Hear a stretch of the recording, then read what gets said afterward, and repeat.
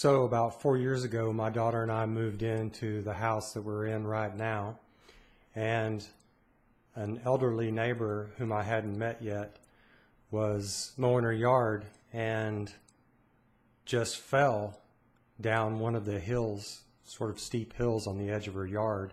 Just fell right down. Mower was still going. She was down.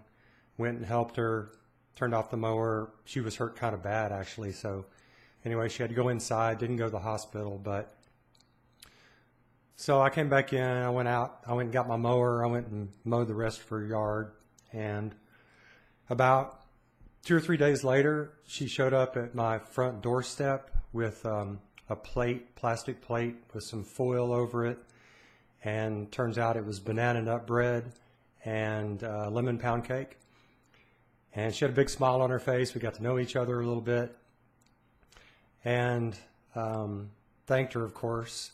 And so anyway, so she went back to her house, and after that, now for the last 4 years, I've been, taking care of the sides of her yard, the parts that I know she can't reach with the mower, trimming hedges, doing things like that, just whenever I can. And each time after I do that, she shows up at the front porch and has her delicious banana nut bread and lemon pound cake. My daughter and I love it. We're both horrible bakers, so it works out really well. Anyway, so she and I, the elderly neighbor, she's Edna, she's 88 years old now, in a little bit worse health, unfortunately, now than she was 4 years ago. But the thing about this is it's just, obviously it's just voluntary between her and me. It just sort of happened the way it happened. Now we've gotten to know each other's families a little bit, histories, stuff like that. And but the great thing about it is that it's voluntary. I mean, she decided to help each other out.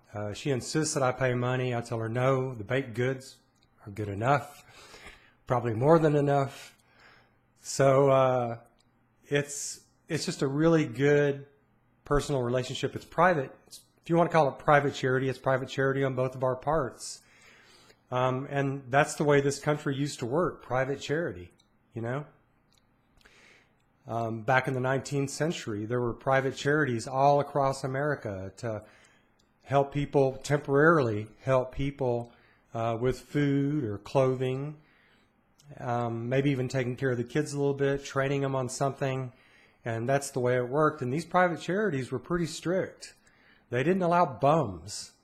They had strict guidelines. If you came in, you were only going to be there for a while. They were going to help you get back on your feet. And then, you're done. So the actual bums in society, they led a pretty meager existence. I mean, they barely survived, if at all. And that's the way it's supposed to be. Or they realized, you know what, I got to get out and actually be a productive person. I don't like to say productive member of the society. That sounds so socialist. They actually had to just be a productive person. We have no obligations to be a productive member of society. We just have an obligation to ourselves to be productive and not interfere with anybody else in our lives and with what we do. That's the only obligation we've got, is to not interfere with other people, as I've said before.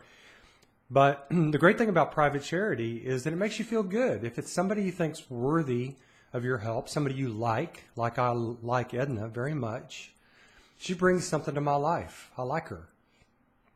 And, I do that with some other people. They do that with me, my friends and neighbors. And so that's the way it's supposed to be. It's not supposed to be slave charity. That's what we have in America right now, is what I call slave charity. Welfare, Medicare, Medicaid, whatever you want to call them, Social Security even. Right now, my money is going to pay for elderly people. Some of that is their money, but their money was stolen from them to give to older people. It's a Ponzi scheme, as I've said before, but it's not good charity. If they're getting more than they're supposed to get, that's not good charity. That's slave charity. So slave charity in America now makes up more than 80% of the government. And the only people who benefit from slave charity, by the way, is the government forcing us to take care of other people we don't even know, other people we don't even know deserve our money. We don't have that choice.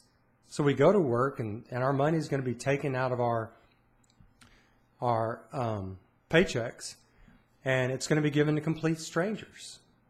Now, some of them may be worthy, but we don't even get the benefit of knowing these worthy people. So it's just slave money. It's slave charity. The government turns us into slaves. The only people, as I was going to say, the only people who benefit from this kind of slave charity is politicians and their deep state. All those people who make money off of taking our money, accounting for the money, and then doling out the money. And then they get to get on TV and say, we're helping all the people in these slums and in these ghettos and in these trailer parks and these people who are old and these people who don't have good health. So they're up there bragging about the slave money that they're getting from us and giving to complete strangers. It's not supposed to work that way. We're supposed to be able to keep all of our money, and then if we feel like somebody deserves our time or our money, we make that decision. And we feel good about it because we're the ones who made up our minds that these particular people deserve our money. I personally loaned out about $12,000 to a friend who was having trouble with the IRS, one of those slave organizations, who steals our money, that steals our money. Anyway, I knew this friend would pay me back, and he did. He said he'd pay me back within 3 years. He paid me back in 9 months. That wasn't charity. That was just a loan. I guess you could call it a little bit of charity. But he paid me back quickly, and it was all great. But the fact is, it was $12,000 of my money that I said yes, and I felt like he'd been a friend for a long time, hit a hard time with his business, and so under my rules, under my guidelines, he met those things. But under slave charity, it's not our rules and it's not our guidelines. It's a violation of our individual rights to our own money, our own property, and our own body. Our body working to make the money. So it's an insanity. And we need to get together and decide to put an end to all this. It can't make you feel good that your money is going to complete strangers. A lot of them losers. And a lot of them wouldn't be losers if they weren't getting the slave charity. If they were told, no, don't get it anymore, then they would have to have a heart-to-heart with themselves and decide, you know what? I need to own up. I'm not getting nobody's going to give me any money. I need to get out there and do something with my life. But when you get free money, it kind of stops you from actually thinking about, what am I going to do with my life? I got this money coming in, and they tell me if I get a job, I don't get that money anymore. Well, that's obviously a hindrance. We all know that. So we got to put an end to this. And when we do, it'll put almost an end to haughty politicians and to the deep state. Because the state is only supposed to be there for one reason. That's to protect you and me, not to steal money from us and give it to other people. So we need to get back to voluntary charity. We need to get back to people giving banana nut bread to their neighbor because they get a heartfelt good feeling because they see their neighbor helping to take care of them, do things that they can't do themselves. That's the way it's supposed to work. And it makes us feel good. And so let's get back to that. Let's get back to individual rights. Let's get rid of welfare, Medicare, Medicaid, all those things.